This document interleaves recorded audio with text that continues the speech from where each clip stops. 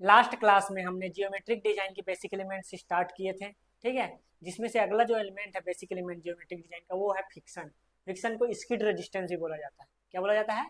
Skid resistance. अब friction mainly दो type के होते हैं। अगर रोड के अलॉन्ग द रोड हम चल रहे हैं तो उसको बोल दिया जाता है लॉन्गिट्यूडनल फ्रिक्शन। क्या बोल दिया जाता है? Longitudinal friction. और वहीं अगर कर्व में चलते हैं तो कर्वी एरिया जो है, कर्व एरिया में जो भी हमारा फ्रिक्शन यूज होता है वो कहलाता है लेटरल फ्रिक्शन। क्या कहलाता है? Lateral friction. तो चलते हैं फ्रिक्शन, लॉन्गिट्यूडनल फ्रिक्शन।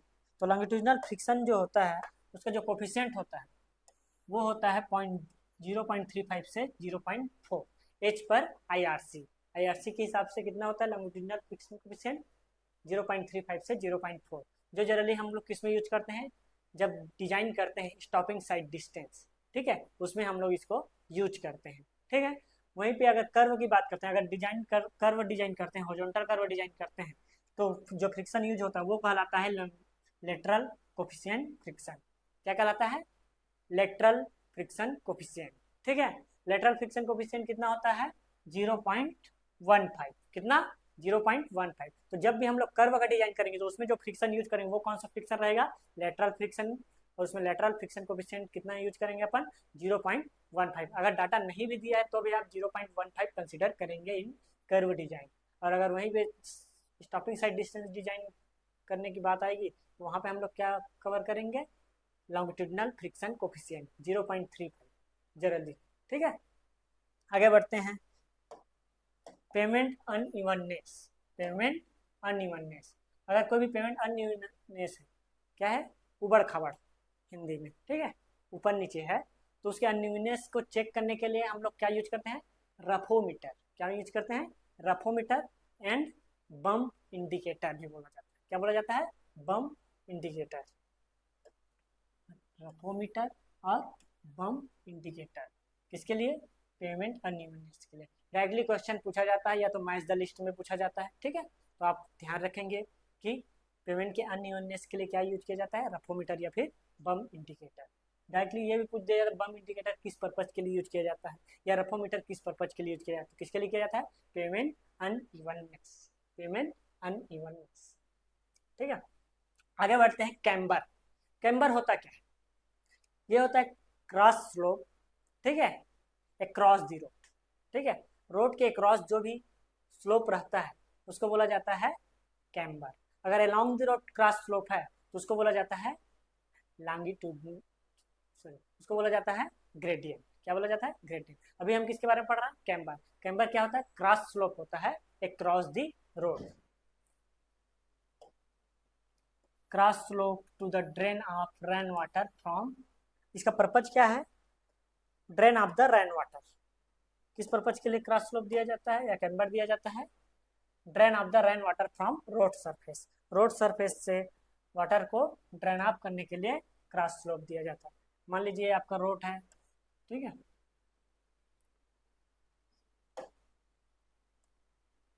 ठीक, 3.5 metre, 3.75 metre in generally single lane, ठीक है। तो जो उसका सेंटर पार्ट रहेगा वहां से कुछ स्लोप इधर रहेगा और कुछ स्लोप इधर। ये जो क्रॉस स्लोप होता है अक्रॉस दी रोड, ठीक है, तो वो क्या कहलाता है? कैम्बर। आगे बढ़ते हैं। Types of camber. अब कैम्बर के टाइप्स दिए गए हैं तो जनरली दो टाइप के कैम्बर यूज करते हैं हम लोग। एक होता है पैराबोलिक कैम्बर और सेकंड होता है आपका स्ट्रेट कैम्बर, ठीक है। पैराबोलिक कैम्बर कहाँ पे यूज किया जाता है? जनरली फ्लेक्सिबल पेमेंट में। और स्ट्रेट कैम्बर कहाँ पे यूज किया जाता है? रिजिड पेमेंट में, ठीक है। तो आगे बढ़ते हैं। Parabolic camber.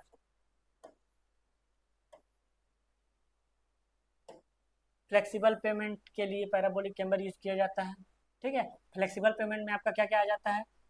बिटुमिनस रोड, ठीक है, earthen road, gravel road, WBM road, ये सब किस में आते हैं? Flexible pavement. फ्लेक्सिबल पेमेंट में कौन कौन से आते हैं? Bituminous road, earthen road, gravel road और WBM रोड, ठीक है। आगे बढ़ते हैं।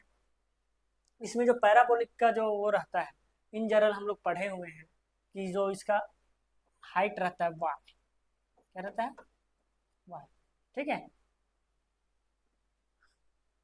ये अगर ये एक्स है, ये वाई है, ठीक है, ये हो जाएगा आपका वाई मैक्स। ठीक, तो वाई जो होता है जनरली क्या होता है कैम्बर पैराबोलिक के केस में, y equal to 2x² divided by n डब्ल्यू, जहाँ x क्या है, x ये है डिस्टेंस, कहाँ से वो करते हैं अपन, यहाँ से। ठीक है, डिस्टेंस फ्रॉम, डिस्टेंस कहाँ से कंसिडर करते हैं, ये सेंटर से। x क्या है, distance from the centre in horizontal direction, x क्या है, distance from the centre in horizontal direction. ठीक है, तो ये मैक्सिमम कितना हो सकता है, W/2, अगर total width of the road W है तो, है कि नहीं। वहीं पे y की बात करें तो y क्या है, सेंटर ऑफ द रोड से maximum height of the camber. ठीक है, सेंटर ऑफ द रोड से maximum height of the camber, ये क्या होता है जनरली वाई मैक्स तक जाता है। कहाँ तक, वाई मैक्स तक। वाई मैक्स कैसे निकाल सकते हैं अपन, अगर x इक्वल टू W/2 रखते हैं, x इक्वल टू W/2 रखते हैं तो मैक्सिमम सेंट्रल राइज अपने को मिलता है, जो आता है 2 इंटू x² है तो W/2 का स्क्वायर डिवाइडेड बाई NW, तो आपका आ जाएगा W/2 तो W कट जाएगा, 2 कट जाएगा तो W/2n। ठीक है, तो जो W/2n है डायरेक्टली एक तरीके से बोल सकते हैं कि स्ट्रेट कैम्बर के लिए ये फार्मूला भी यूज किया जा सकता है। किसके लिए, स्ट्रेट कैम्बर के लिए। ठीक, ये आपका पैराबोलिक के लिए, क्योंकि x की वैल्यू चेंज हो सकती है, आपको कहीं भी पूछा जा सकता है राइज को, वो तो मैक्सिमम सेंट्रल राइज है जो W/2n है। ठीक है, तो बस बेसिक पता होना चाहिए, y इक्वल टू क्या होता है 2x² डिवाइडेड बाई NW, जहाँ कैम्बर स्लोप क्या है 1/n। ठीक है, W क्या है width of the payment, x क्या है distance from the centre of the road. ठीक है, आगे बढ़ते हैं। स्ट्रेट लाइन कैम्बर, ये रिजिड पेमेंट के लिए रहता है, रिजिड पेमेंट में आपका क्या क्या आ जाता है, RCC और CC। ठीक है, एक होता है कम्बिनेशन दोनों का, पैराबोलिक और स्ट्रेट का, इस तरीके से बिटुमिनस हो अगर इधर CC हो तो। ठीक है, बिटुमिनस हो सेंटर वाला पार्ट जो अपना पेमेंट है या फिर कैरिज वे है, और जो शोल्डर है अगर CC हो, तो इस टाइप को क्या बोल दिया जाता है, कम्बिनेशन कैम्बर। ठीक है, इन जनरल जो कैम्बर रहता है वो हाफ होता है लॉन्गिट्यूडिनल ग्रेडियंट के, ये IRC के हिसाब से, अपना जो IRC रिकमेंड करता है उसके हिसाब से camber should be half of the gradient, camber should be half of the gradient. इससे डायरेक्टली न्यूमेरिकल पूछा जाता है या डायरेक्टली थ्योरेटिकल में भी क्वेश्चन पूछे जाते हैं। ठीक है, तो ध्यान रखेंगे कि कैम्बर क्या होता है, हाफ ऑफ द ग्रेडियंट के बराबर होता है, G इक्वल टू 2C बोल सकते हैं। क्या बोल सकते हैं, G इक्वल टू 2C। आगे बढ़ते हैं, बेसिक एलिमेंट्स में अपना जो अपना अगला वो है कैम्बर का प्रकार या कैम्बर की परसेंटेज। ठीक है, अब कैम्बर जो है डिपेंड करता है टाइप ऑफ रोड पे, किस पे डिपेंड करता है, दो चीज़ों पे डिपेंड करता है कैम्बर, एक तो टाइप ऑफ रोड पे और दूसरा डिपेंड करता है कि किस टाइप का रेन एरिया है, लाइट रेन एरिया है कि हेवी रेनफॉल एरिया। ठीक है, तो दो चीज़ों पे डिपेंड करता है, एक टाइप ऑफ रोड और दूसरा इंटेंसिटी ऑफ रेन, कि हेवी है कि लाइट। तो आगे बढ़ते हैं, इसको थोड़ा डिटेल में चलते हैं। ठीक है, इन जनरल अगर आप जनरल सोचेंगे, ठीक है, तो जितना हाई क्वालिटी आप रोड रहेगा उसमें क्या रहेगा कि हमको कम स्लोप देने की ज़रूरत पड़ेगी। क्यों कम स्लोप दे, क्योंकि वाटर का जो ड्रेनेज है, ठीक है, अगर ड्रेन नहीं भी होगा तो भी आपका सेफ रहेगा। वहीं पे जितना कच्चा रोड होगा, जितना वर्स्ट कंडीशन का रोड होगा, उतना हम चाहेंगे कि पानी आसानी से निकल जाए ताकि रोड खराब ना हो। ठीक है, तो जितना सुपीरियर क्वालिटी रहेगा उतना ही क्या होता है कैम्बर की ज़रूरत कम पड़ती है, और जितना इन्फीरियर क्वालिटी रहता है उतना ही ज़्यादा कैम्बर की ज़रूरत पड़ती है। उदाहरण के लिए जैसे कि आप आगे बढ़ते जाते हैं देखते हैं, और इंटेंसिटी पे भी डिपेंड है, जितना हेवी रेनफॉल एरिया है वहाँ पे ज़्यादा कैम्बर की ज़रूरत पड़ेगी, क्योंकि बारिश ज़्यादा हो रही है तो ज़्यादा स्लोप रहेगा, पानी आसानी से निकलेगा। वहीं पे अगर लाइट इंटेंसिटी ऑफ रेनफॉल है तो उस एरिया में कम कैम्बर की ज़रूरत पड़ेगी। ठीक है, तो आगे बढ़ते हैं, उसी को देखते हैं कि अब जो बेसिक कॉन्सेप्ट्स हैं उसको हम लोग उसकी वैल्यू में कैसे देख सकते हैं। ठीक है, उदाहरण के लिए सीमेंट कॉन्क्रीट या फिर high type of bituminous surface.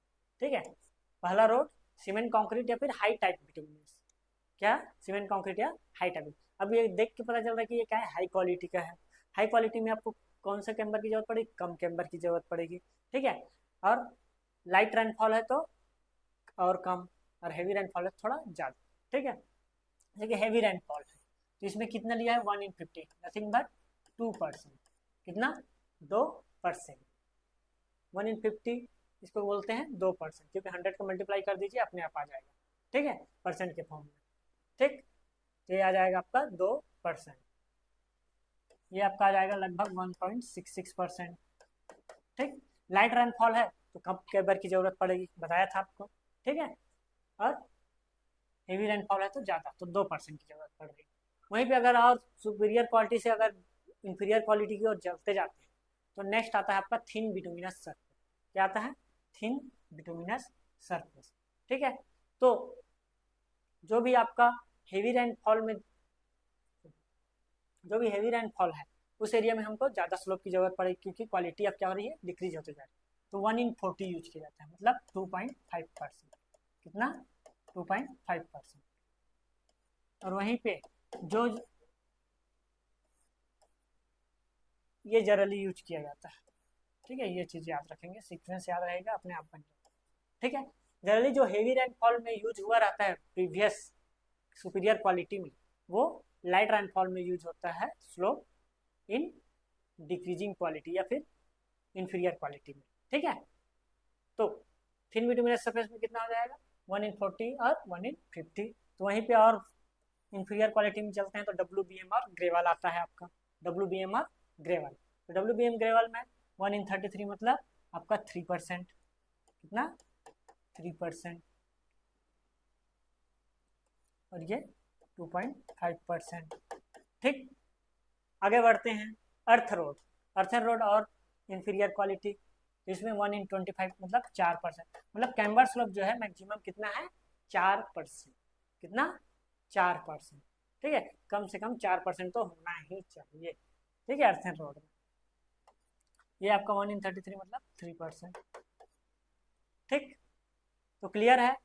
Earthen road में सबसे ज़्यादा कैम्बर स्लोप की जरूरत पड़ती है, 3 से 4%। कितना? 3 से 4%। अगर लाइट रेनफॉल एरिया है तो 3%, हेवी रेनफॉल एरिया है तो 4%। ठीक, वहीं भी अगर हम WBM में ग्रेवल में चले जाएं तो 2.5 से 3%, 1/42, 1/33। ठीक है, वहीं पे और ऊपर चलते हैं थिन बिटुमिनस सरफेस तो और कम पड़ेगा। ठीक है, तो 2 से 2.5। ठीक है, तो 1/50। और लाइट रेनफॉल एरिया में 1/50, हेवी रेनफॉल एरिया में 1/40। वहीं और आगे चलते हैं तो आपका कंक्रीट सरफेस या हाई बिटुमिनस सरफेस में चलते हैं तो और कैम्बर कम की जरूरत पड़ेगी। लाइट रेनफॉल में 1/60, नथिंग बट 1.6%। 1.6% से 2%, तो 1/50 इन कंक्रीट सरफेस। क्लियर है? ठीक है, नोट कर लेंगे, जहाँ पे नोट्स की जरूरत पड़ेगी नोट्स ले भी सकते हैं। ठीक है, आगे बढ़ते हैं। अब क्वालिटी की बात हो रही है, हमने बताया आपको, तो उसी की एक जनरल सीक्वेंस दिया गया है। RCC रोड की जो क्वालिटी है ग्रेटर देन रहती है CC रोड से, ग्रेटर देन थिक बिटुमिनस। ठीक है, इसीलिए RCC, CC और थिक बिटुमिनस सरफेस का पहले कैम्बर स्लोप दिया गया था, कैम्बर। ठीक है, उसके बाद थिन बिटुमिनस सरफेस आता है, फिर WBM, उसके बाद ग्रेवल, उसके बाद अर्थन रोड। ठीक है, तो डायरेक्टली सीक्वेंस पूछ दिया जाता है कि क्वालिटी बेसिस पे इसका करेक्ट सीक्वेंस बताइए। तो क्वालिटी बेसिस पे सबसे हाई क्वालिटी क्या रहता है अपना? RCC, फिर CC, फिर थिक बिटुमिनस, उसके बाद थिन बिटुमिनस। क्वालिटी घटते जा रहा है ना। ठीक है, सबसे हाई RCC, फिर CC, क्वालिटी हम इंफीरियर करते जा रहे हैं। ठीक है, फिर थिक बिटुमिनस, थिन बिटुमिनस, उसके बाद WBM, उसके बाद ग्रेवल, और लास्ट में आता है आपका अर्थन रोड। ठीक है, तो इसको लिखा भी गया है कि superior the road flatter the camber. जैसे जैसे रोड सुपीरियर होते जाता है, जैसे जैसे रोड की जो क्वालिटी है, जैसे जैसे रोड की क्वालिटी बढ़ती जाती है, ठीक है, वैसे ऐसे कैम्बर की जरूरत कम पड़ती जाती है। क्या होता है? कम।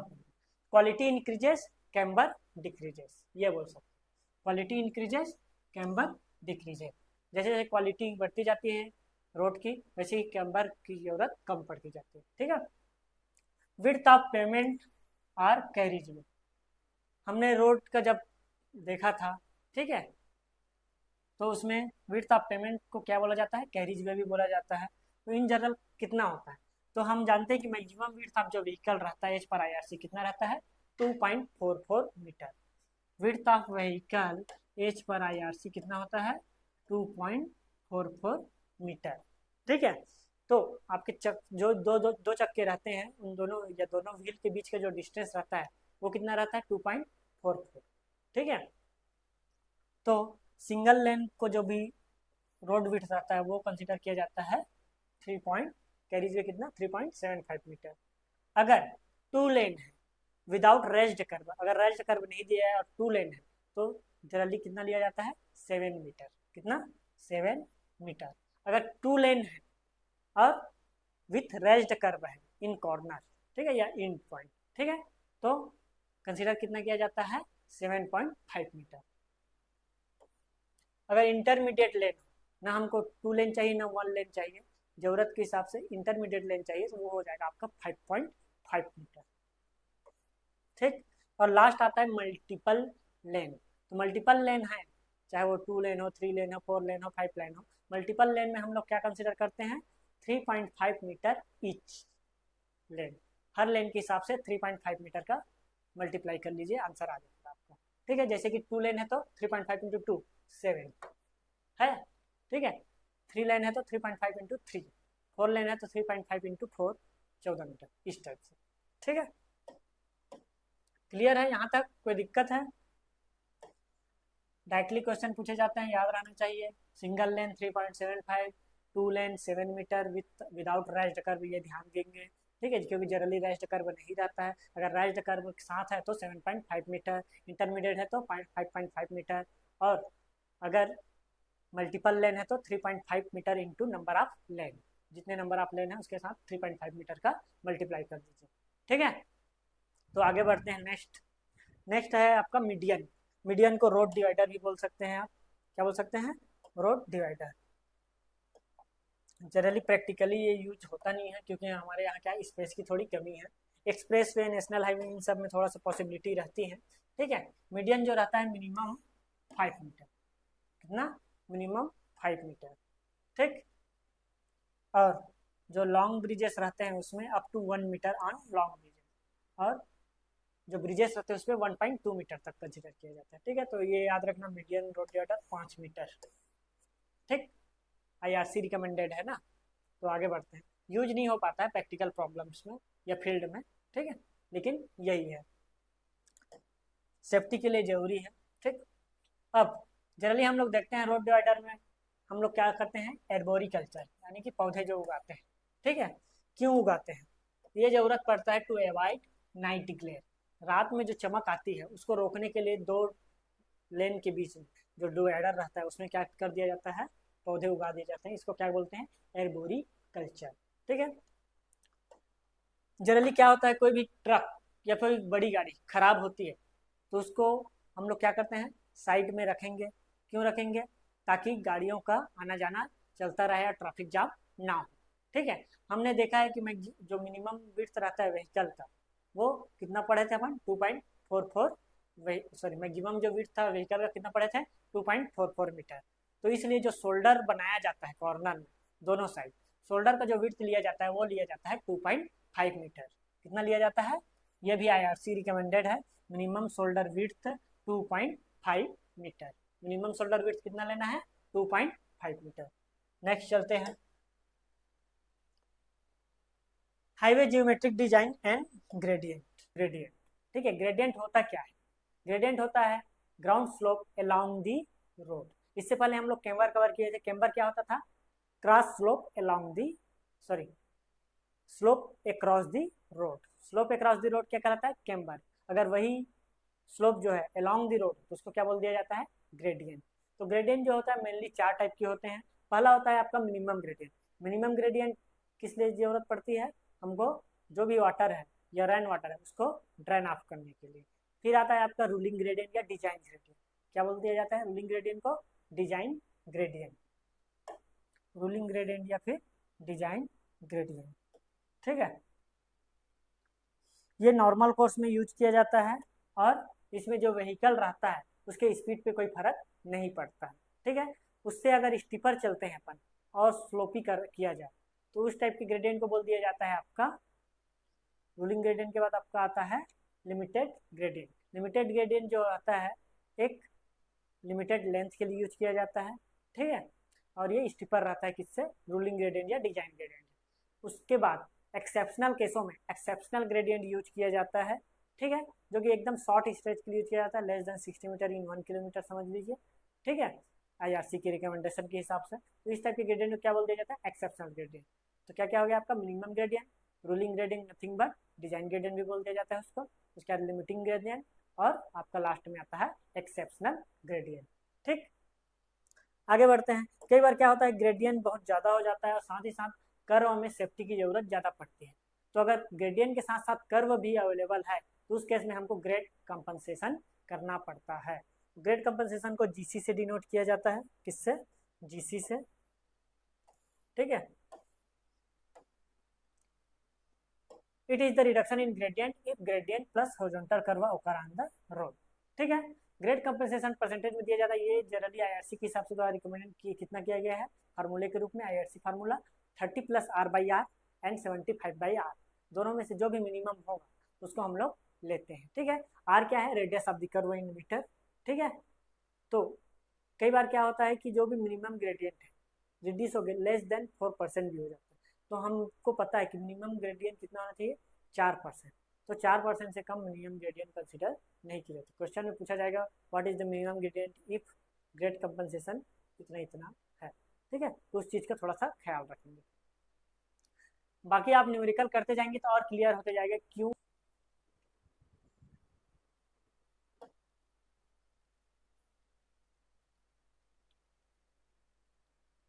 ठीक है, तो जैसे कि मैंने बताया कि आपको gradient more than 4% is to be compensated, जो भी 4% से ज़्यादा ग्रेडियंट आता है उसको कंपनसेट किया जाता है। After grade compensation the gradient to be provide, जो भी ग्रेड कंपनसेशन के बाद ग्रेडियंट प्रोवाइड किया जाता है on road should not be less than 4%, वो 4% से कम नहीं होना चाहिए। मतलब मिनिमम ग्रेडियंट 4% लिया जाता है आफ्टर ग्रेड कंपनसेशन, ठीक है। तो जब न्यूमेरिकल करेंगे तो और क्लियर होगा। मान लीजिए आपके क्वेश्चन में दिया गया है, क्या दे दिया गया है, ग्रेडियंट 5%, 1/20 दिया गया है, नथिंग बट 5%। ये आपको एग्जाम हॉल में दिया रहेगा, ठीक है। R दे दिया गया है 150 मीटर, R कितना दे दिया गया है 150 मीटर। तो आपका G दे दिया गया है 1/20, नथिंग बट 5%, और आपका R दे दिया है 150 मीटर, ठीक है, क्लियर है। अगर ग्रेड कंपनसेशन निकाला जाए तो हमारे पास क्या फार्मूले हैं, दो फार्मूले हैं, 30 + R/R और 75/R, ठीक है। क्वेश्चन हॉल में, सॉरी एग्जाम हॉल में आपको समय कम रहता है, तो जो भी बताया जा रहा है थोड़ा ध्यान से देखेंगे। 30 + R कितना दिया है 150 डिवाइडेड बाई 150, ये आपका हो जाएगा 75/150। इसको हम लोग लिख सकते हैं 180 डिवाइडेड बाई 150, ठीक है, और इसको लिख सकते हैं 75/1। अब हमने पढ़ा है कि which year is less, grade compensation क्या होगा, दोनों में से जो मिनिमम होगा वही होगा। तो इसको सॉल्व करने की जरूरत ही नहीं है क्योंकि ये हायर वैल्यू है 180/150, क्योंकि दोनों में LSM क्या है 150, ठीक है। 180 दिख रहा है, 180 और ये 75, मिनिमम कौन सा है 75, ठीक है। तो यहाँ पे आपका आ जाएगा grade compensation equal to 75/150, nothing but 0.5%, क्योंकि ये आपका हो जाएगा 1/2, ठीक है। तो ये आपका आंसर हो जाएगा। ग्रेड कंपनसेशन अगर पूछता है तो 0.5%, अगर पूछता जाता है कि आफ्टर ग्रेड कंपनसेशन कितना ग्रेडियंट होगा तो ये आपका हो जाएगा G इक्वल टू, ठीक है, ओरिजिनल G कितना था 5% माइनस 0.5 हो जाएगा, तो ये आपका 4.5%, 4 से कम नहीं है, मतलब आंसर क्या होगा आपका 4.5%। इसको बोला क्या नाम से दिया जाता है, कंपनसेटेड ग्रेडियंट। क्या बोला जाता है, कंपनसेटेड ग्रेडियंट, ठीक है, क्लियर है। एक होता है ग्रेड कंपनसेशन और दूसरा होता है कंपनसेटेड ग्रेडियंट। ग्रेड कंपनसेशन का फार्मूला क्या है, 30 + R/R एंड 75/R, दोनों में से जो भी मिनिमम होगा वो आपका ग्रेड कंपनसेशन होगा। कंपनसेटेड ग्रेडियंट क्या होता है कि ग्रेड कंपनसेशन को डिक्रीज करने के बाद या रिड्यूस करने के बाद जो ग्रेडियंट बचता है वो कहलाता है आपका कंपनसेटेड ग्रेडियंट। कंपनसेटेड ग्रेडियंट 4% से कभी भी कम नहीं लेना चाहिए, ठीक है, एच पर IRC। ठीक, तो आगे बढ़ते हैं।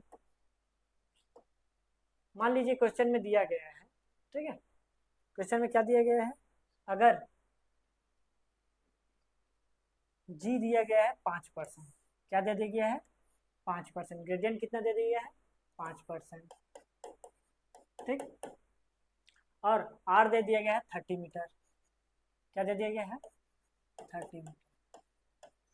तो आपका ग्रेड कंपनसेशन क्या होगा, तो ग्रेड कंपनसेशन इक्वल टू क्या पढ़े थे अपन, 30 प्लस R/R, ठीक है, और 75/R, यही था, ठीक है।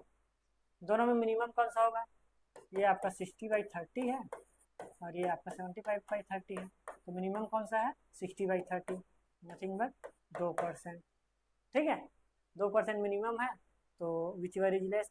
कंपनसेटेड ग्रेडियंट अगर निकालने के लिए बोला जाता है आपको, क्या बोला जाता है, कंपनसेटेड ग्रेडियंट, ठीक है, तो क्या हो जाएगा, ओरिजिनल जो जी है कितना है 5%, 5 - 2, ये आपका आ जाएगा 3%।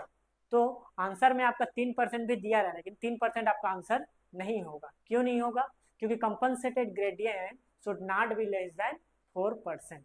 तो इस केस में आपका कंपनसेटेड ग्रेडियंट कंसिडर कर लिया जाएगा 4%।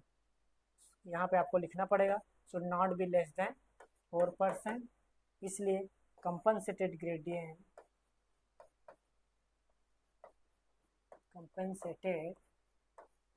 इक्वल टू 4%, और ग्रेड कंपनसेशन घट के कितना हो जाएगा 5 - 4 इक्वल टू 1%, मतलब 1% से आप ज़्यादा ग्रेड कंपनसेशन नहीं कर सकते, ठीक है। तो एग्जाम हॉल में इन छोटी छोटी बेसिक चीज़ों का ध्यान दें, ठीक है, इसीलिए बोला गया, देखिए ग्रेड कंपनसेशन कितना कंसिडर कर लिया गया है 1%, क्यों, it should not be less than 4%, ठीक है, बट 5 - 2 कितना 3%, जो कि लेस देन 4% है, इसलिए ग्रेड कंपनसेशन 1% हो जाएगा और कंपनसेटेड ग्रेडियंट कितना हो जाएगा आपका 4%, ठीक है।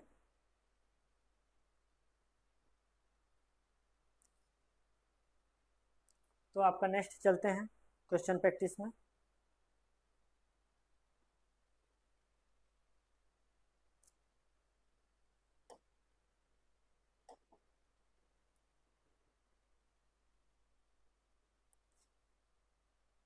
बहुत सारे क्वेश्चन प्रैक्टिस है, तो हम लोग क्वेश्चन प्रैक्टिस का एक अलग सेशन करेंगे, ठीक है। अभी फिलहाल बेसिक एलिमेंट्स जो हैं उसके फार्मूले और बेसिक्स देखते जाते हैं, ठीक है।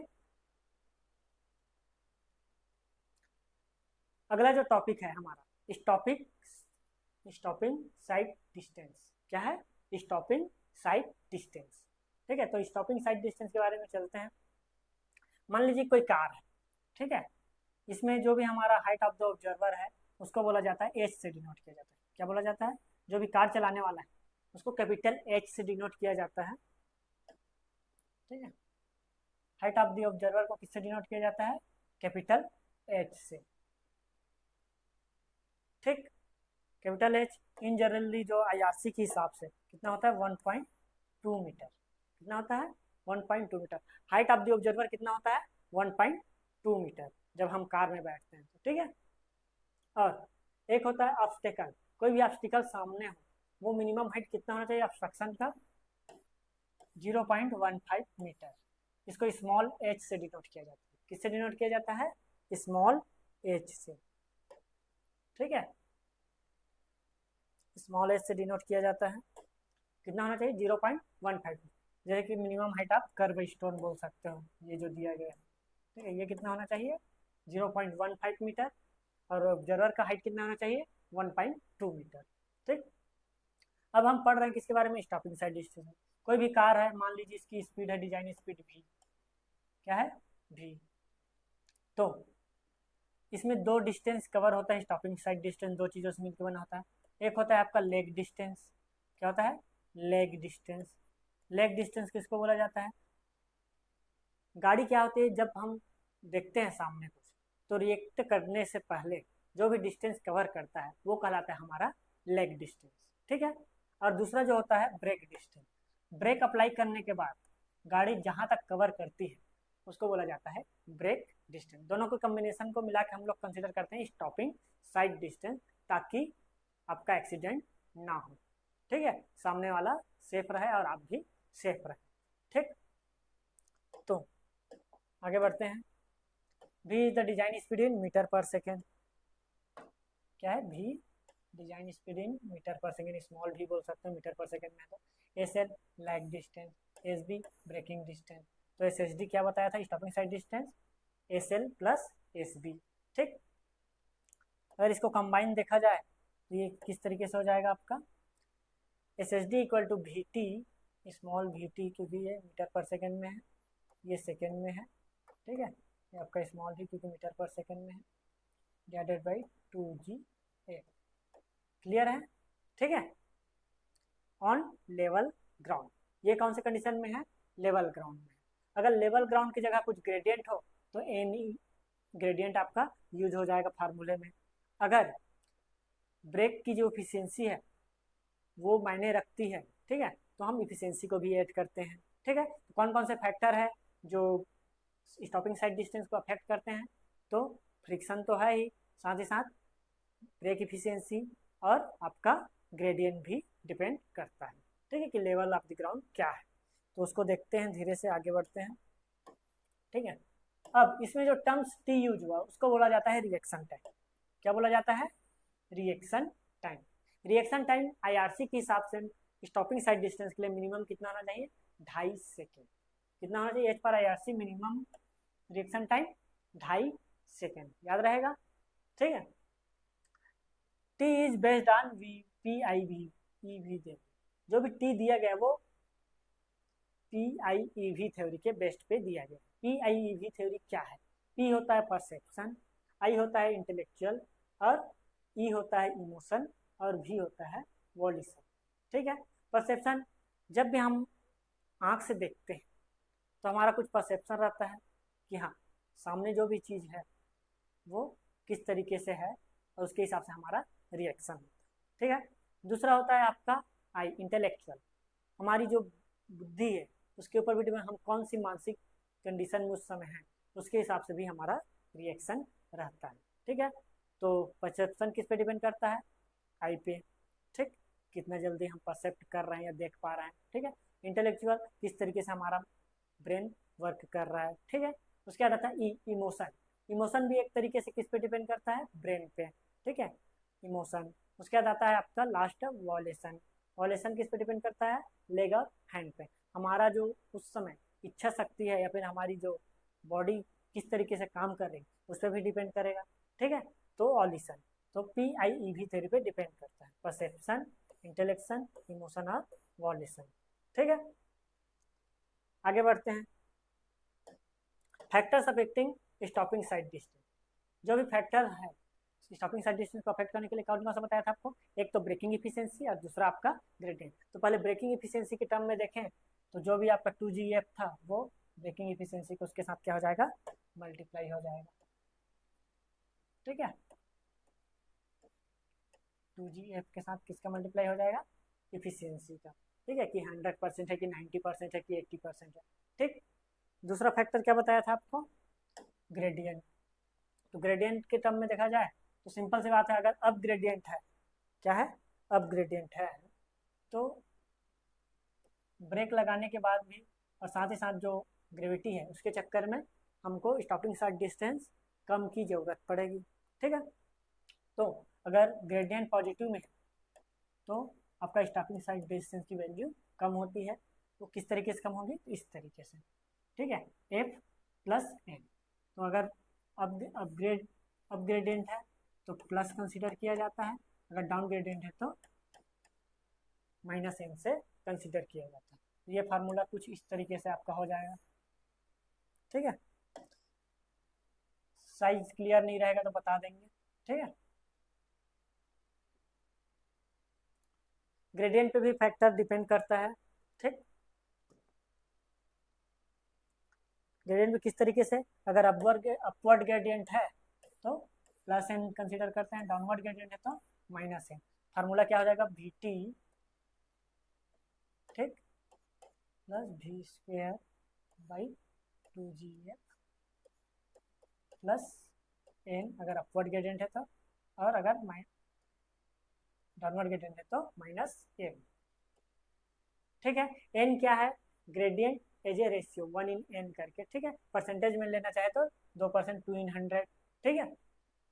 ब्रेकिंग इफिशियंसी अगर ग्रेडियंट दोनों कंबाइंड तो किस तरीके से लिख सकते हैं, stopping sight distance equal to small we T plus small V का square divided by 2g। Friction के साथ इफिशियंसी जुड़ जाता है आपका, क्योंकि फ्रिक्शन डिपेंड करता है ब्रेकिंग इफिशियंसी पे, ठीक है। और प्लस माइनस ग्रेडियंट एन, ठीक। प्लस कब होगा, अपवर्ड ग्रेडियंट है तो, और डाउनवर्ड ग्रेडियंट है तो माइनस, ठीक है। क्लियर है, जब क्वेश्चन करेंगे तो और क्लियर होते जाएगा, फिलहाल फार्मूला याद रखते जाइए, ठीक है, नोट कर लेंगे, ठीक। आगे बढ़ते हैं, सेफ स्टॉपिंग साइड डिस्टेंस। क्या है, सेफ स्टॉप, सिंपल सी बात है, कोई भी लेन हो या कोई भी रोड हो, आप सेफ कब है, ठीक है। तो safe stopping sight distance generally stopping sight distance के बराबर होता है, ठीक है। सिर्फ कौन से केस को छोड़ के, अगर एक सिंगल लेन है उसमें 2 वे चल रहा है, क्या है, दोनों तरफ से गाड़ियां चल रही है, ठीक है, तो रिस्क ज़्यादा है, क्योंकि दोनों तरफ से गाड़ियां चल रही है, इसलिए स्टॉपिंग साइड जो सेफ स्टॉपिंग साइड डिस्टेंस है 2 time of stopping sight distance हो जाता है, क्योंकि जितना सेफ्टी कार ए को चाहिए उतना ही सेफ्टी कार बी को जो अपोजिट डायरेक्शन से आ रहा है उसको चाहिए, अगर 1 लेन और 2 वे हो, ठीक है। तो एक्सेप्ट 1 लेन 2 वे, बाकी जितने अदर कंडीशंस हैं उसमें safe stopping sight distance stopping sight distance के बराबर होता है। तो देखते हैं उसको डिटेल में थोड़ा, ठीक है। Safe stopping sight distance depend upon number of lens, किस पे डिपेंड करता है, लेन पे। अगर डायरेक्शन ऑफ ट्रैफिक 1 वे एक तरफ चल रहा हो या फिर 2 वे हो, ठीक है, तो देखते हैं दो चीज़ों पे डिपेंड करता है, नंबर ऑफ लेन पे और दूसरा डायरेक्शन ऑफ ट्रैफिक पे। जैसे कि सिंगल लेन है, क्या है, सिंगल लेन है और वन वे, सिंगल लेन है और 1 वे है, गाड़ी एक ही तरफ चल रही है, तो जो स्टॉपिंग साइड डिस्टेंस होता है, safe stopping sight distance stopping sight distance के बराबर होता है। क्या होता है, स्टॉपिंग साइड डिस्टेंस के बराबर, इस तरीके से, ठीक। अगर वहीं पे आगे बढ़ते हैं, सिंगल लेन और 2 वे हो, क्या हो, सिंगल लेन हो और 2 वे हो, कुछ इस तरीके से, क्या हो, कुछ इस तरीके से, सिंगल लेन है, गाड़ी इधर से भी जा रही है, गाड़ी इधर से भी आ रही है, ठीक है, सिंगल लेन 2 वे, तो इसको जितना सेफ्टी की जरूरत है उतना सेफ्टी इसको भी जरूरत है, इसलिए जो सेफ स्टॉपिंग साइड डिस्टेंस है वो 2 गुना हो जाता है स्टॉपिंग साइड डिस्टेंस, क्या हो जाता है, 2 गुना हो जाता है स्टॉपिंग साइड डिस्टेंस। वहीं पे अगर 2 लेन और 2 वे हो, क्या हो, ये है 2 लेन आपका, ठीक है, क्या हो, एक लेन इधर, गाड़ी इधर मूव कर रही है, तो 2 लेन और 2 वे हो तो कोई भी रिस्क नहीं है, सिंपल है, जो सेफ्टी एक गाड़ी को चाहिए रहता है उतना ही चाहिए, तो safe stopping sight distance stopping sight distance के बराबर हो जाता है, ठीक है। इसी को लिखा गया है जो हमने पहले बताया था, ठीक है। Accept in case of single lane 2 वे, सिर्फ सिंगल लेन में अगर दोनों तरफ गाड़ियां चल रही, 2 वे रोड, सिंगल लेन हो और 2 वे रोड, इन इस कंडीशन को छोड़कर बाकी जगह क्या होता है, safe stopping sight distance SSD के बराबर रहता है, सिर्फ सिंगल लेन 2 वे में क्या हो जाता है, 2 गुना हो जाता है, ठीक है। क्लियर है, आगे बढ़े।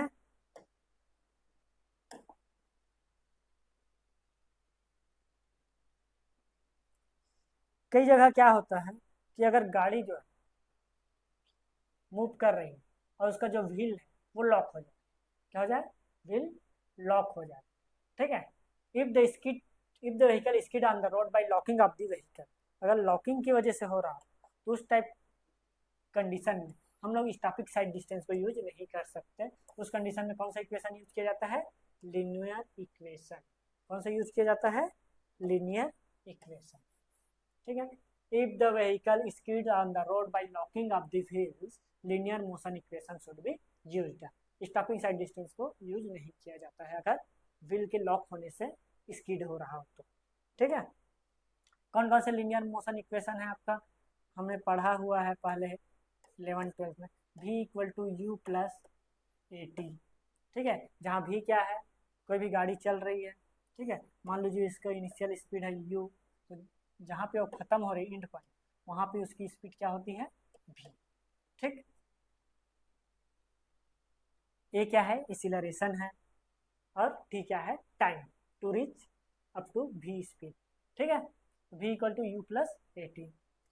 दूसरा इक्वेशन जो यूज होता है v square equal to U square plus 2a S, जहाँ v क्या है, speed at the end, u initial speed, A क्या है, एक्सीलरेशन, और एस क्या है, डिस्टेंस टू बी कवर्ड। क्या है, डिस्टेंस टू बी कवर्ड। इसको हम लोग लिख सकते हैं v square minus u square equal to 2a।